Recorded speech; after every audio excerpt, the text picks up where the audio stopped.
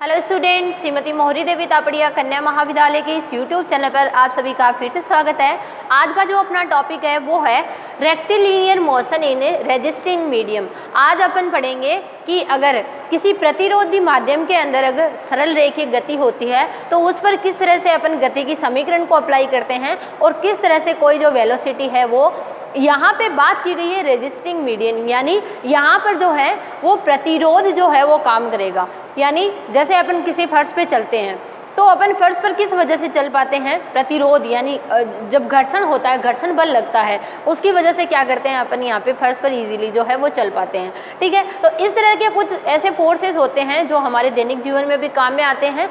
और resisting medium यानी आपका जो प्रतिरोधी माध्यम होगा वो उसे बल, जो भी पिंड होगा उसकी गति के विपरीत जो है वो कार्य करेगा। जैसे अगर अपन यहाँ पे एक डायग्राम की हेल्प से समझना चाहें, मान लो कोई पिंड है, ये O पर स्थित है, ये O से क्या करता है, P की तरफ अपन क्या लगाते हैं, इसका फोर्स लगाते हैं। मान लो इस P पॉइंट की तरफ अपन जो फोर्स लगा रहे हैं वो कौन सा फोर्स लगा रहे हैं, F फोर्स लगा रहे हैं।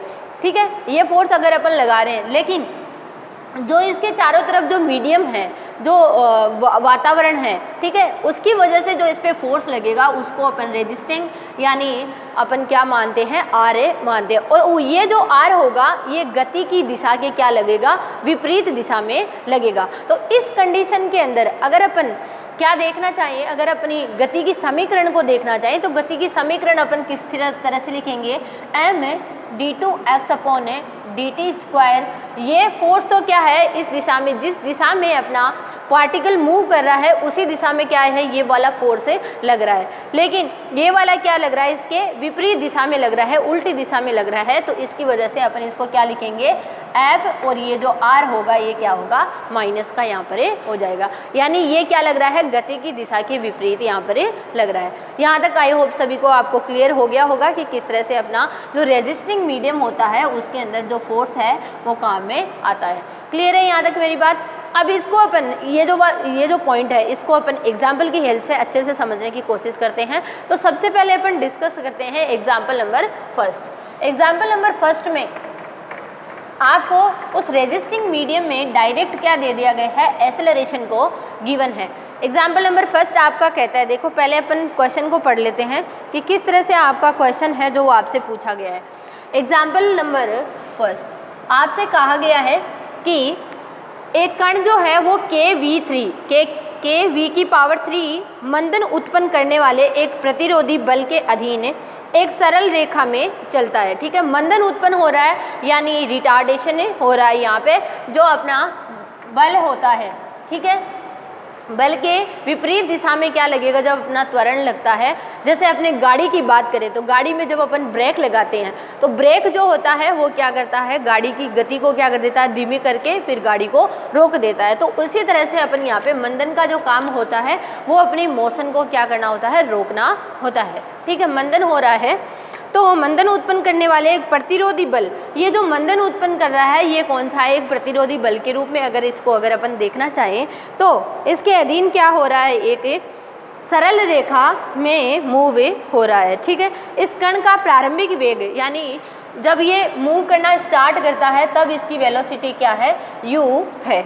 ठीक है, और t समय के पश्चात इसका वेग क्या हो जाता है, v हो जाता है। तो इसके द्वारा चलित दूरी x के लिए अपने को निम्न जो चीज़ें हैं वो दोनों अपने को प्रूफ करनी है, वेलोसिटी निकालना है और टाइम में निकालना है। अब पहले जो अपने को दिया गया है मंदन क्या होता है, त्वरण का एक टाइप होता है। तो यहाँ पे एक्सेलरेशन अगर अपन देखना चाहें d2x dt स्क्वायर, ये क्या हो जाएगा मेरा kV3। अब देखिए kV3 यहाँ पे पॉजिटिव होगा या नेगेटिव होगा, क्योंकि मंदन हो रहा है। तो मंदन क्या होता है, गति की दिशा के विपरीत जब अपना फोर्स काम करता है तब क्या होता है, मंदन होता है। तो यहाँ पे जो kV3 है इसको कैसा लिया जाएगा, माइनस साइन के साथ में यूज किया जाएगा। इतना सभी को क्लियर है। अब देखिए यहाँ तक मेरे हिसाब से सभी को समझ में आ गया होगा। अब देखिए अपने पास क्या आ गया, त्वरण आ गया। तो इससे अपन सबसे पहले तो किसको फाइंड आउट करेंगे, वेलोसिटी को फाइंड आउट करने की कोशिश करेंगे। तो इसको जो ये अपना एक्सेलरेशन दे रखा है इसको अपन वेलोसिटी की टर्म में लिखते हैं। तो वेलोसिटी की टर्म में लिखेंगे तो क्या होगा, v d v upon d x is equals to minus का के वी की पावर क्यूब। यहाँ तक सभी को हो गया। अब देखिए एक v से एक v कैंसिल हो जाएगा तो यहाँ पे बच गए 2। अब देखिए इसको इधर ले आओ माइनस को भी और v स्क्वायर को भी अपन इधर ले आते हैं और इधर बच जाता है k dx। ठीक है, अब अपन क्या करवा देते हैं, जो आपको इक्वेशन दिख रही है इसका अपन करवा देते हैं समाकलन। तो जब इसका समाकलन करवाएंगे तो अपने पास आएगा माइनस का 1/v और ये माइनस और वो माइनस क्या हो जाएगा अपना प्लस से बन जाएगा। तो अपने पास क्या आ गया 1/v इक्वल टू के एक्स प्लस में c। ठीक है, अब इस c कांस्टेंट की वैल्यू अपने को फाइंड आउट करनी है। तो c कांस्टेंट की वैल्यू फाइंड आउट करने के लिए अपन यहाँ पर कंडीशन को यूज़ करेंगे। कंडीशन को यूज़ कैसे करेंगे, इसने एक कंडीशन दी हुई है कि प्रारंभिक स्थिति में इसकी जो वैल्यू है वो कितनी है, यहाँ पे v बराबर है u। तो अपन प्रारंभिक स्थिति में x क्या होगा अपना 0 होगा और v होगा u। तो ये कंडीशन यहाँ पर जब अपन अप्लाई करेंगे तो अपने पास c की वैल्यू जो है वो फाइंड आउट हो जाएगी और c की वैल्यू अपने पास कितनी आ जाएगी 1/u यहाँ पर आ जाएगी। क्लियर है मेरी बात यहाँ तक। अब अपने को क्या निकालना है, सबसे पहले तो अपने को वेलोसिटी का मान ही निकालना है। तो पुट कर देते हैं 1/v इक्वल टू के एक्स प्लस 1/u। अब थोड़ा सा इसको सरल कर लेते हैं तो ये बन जाएगा के एक्स यू प्लस 1/u। ये है 1/v। अगर अपने को वेलोसिटी का मान फाइंड आउट करते हैं तो अपन क्या कर लेते हैं, इसका रेसिप्रोकल कर लेते हैं। तो जैसे ही अपन रेसिप्रोकल कर लेते हैं अपने पास वैल्यू बनती है v अपॉन के एक्स यू प्लस में 1 और यही अपने को यहाँ पे पहली टर्म के अंदर ये यहाँ पर अपने को यही पे प्रूफ करना था। आई होप आपको क्लियर हो गया होगा कि v अपने यहाँ पे कैसे फाइंड आउट किया है। क्लियर होगी इतनी बात। अब अपन फाइंड आउट करेंगे टाइम की भी।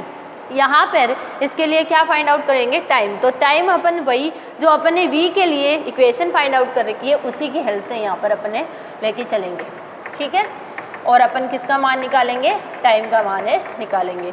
तो देखिए वेलोसिटी को अपन क्या लिख सकते हैं, dx/dt की टर्म में लिख सकते हैं और dx/dt की टर्म में लिख के फिर अपन क्या करवा देते हैं, इसका इंटीग्रेशन करवा देते हैं। तो dx/dt इक्वल u अपॉन के एक्स यू प्लस 1। अब अपने को चाहिए dx। तो देखिए dx के लिए अपने को इक्वेशन को किस तरह से ट्रांसफ़र करना होगा, ओनली dt अपने को इधर रखना है, बाकी जो वैल्यूज़ है उनको अपने को उधर भेजना है। तो देखिए वैल्यू किस तरह से कन्वर्ट हो जाएगी, यहाँ रखना है ओनली dt और बाकी की जो वैल्यूज़ होगी वो अपनी हो जाएगी के एक्स यू प्लस 1/u और इसके साथ आ जाएगा dx। अब क्या कर देना अपने को, यहाँ पर समाकलन कर देना है। तो समाकलन करते हैं अपन। समाकलन करने पे देखिए क्या बनता है। तो समाकलन करते हैं इन टर्म्स का। तो अपने पास आ जाएगा जो वैल्यूज़ बनती हैं उनको लिख लेते हैं। तो आएगा देखिए इधर तो आ जाएगा t, इधर जो है अपने पास आएगा 1/u को अगर मैं बाहर ले लूँ या अपन अंदर ले लेते हैं इसको, तो ये आ जाएगा के एक्स स्क्वायर बाई 2। u से u तो क्या हो जाएगा, कैंसिल आउट हो जाएगा। और फिर अपन क्या लिखते हैं, इसके 1/u का होगा तो x/u हो जाएगा और यहाँ पे हो जाएगा c डैश। मैंने दूसरा कोई कांस्टेंट मान लिया, c तो अपन ने पहले यूज़ में लिया था इसलिए मैंने इसको दोबारा नहीं लिखा। यहाँ पे क्या लिखा है, मैंने c डैश लिखा। अब अपन जानते हैं जब अपन इनिशियल की बात करते हैं टाइम t होगा तो मेरी जो डिस्टेंस होगी वो भी कैसी होगी, 0 होगी। जब टाइम 0 होगा तो डिस्टेंस भी कैसी होगी, 0 होगी। ये चीज़ अपन यहाँ पे अप्लाई करके ये जो कांस्टेंट है इसकी वैल्यू को फाइंड आउट करेंगे। तो t इक्वल टू 0 पर x इक्वल टू भी क्या होगा, 0 होगा। और जब अपन ये इस पर अप्लाई करेंगे तो अपना c डैश क्या हो जाएगा, 0 हो जाएगा। तो अपन c डैश को क्या कर देते हैं, 0 पुट कर देते हैं। देन यहाँ पर t की वैल्यू अपने पास क्या फाइंड आउट हो जाएगी, के x square by 2 plus x/u।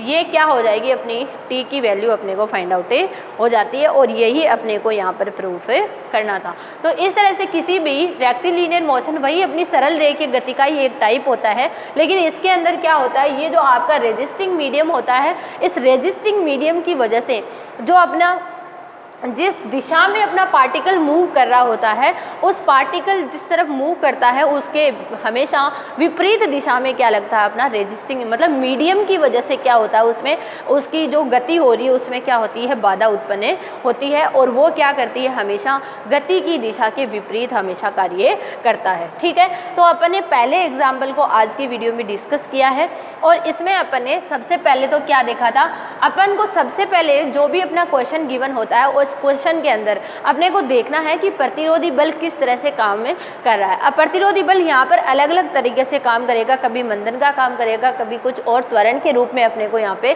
दिया जा सकता है या कभी फोर्स के रूप में भी यहाँ पर अपने को दिया जा सकता है। तो इन सभी कंडीशंस को अप्लाई करते हुए क्वेश्चन को पहले से ध्यान से पढ़ के उसके लिए सबसे पहले तो गति का समीकरण ही फाइंड आउट करना है और गति का समीकरण निकलने के बाद उसको सॉल्यूशन जो अपने को बुक के अंदर या क्वेश्चन के अंदर पूछा गया है उस सॉल्यूशन को अपने को यहाँ पर निकालना होता है। ठीक है, इस तरह से अपन किसी भी क्वेश्चन को इजीली जो है वो यहाँ पे सॉल्व कर सकते हैं। आई होप आपको ये क्वेश्चन समझ आया होगा। आप इस वीडियो को ध्यान से देखिएगा। यहाँ पर अपन ने दो चीज़ें निकालनी सीखी है।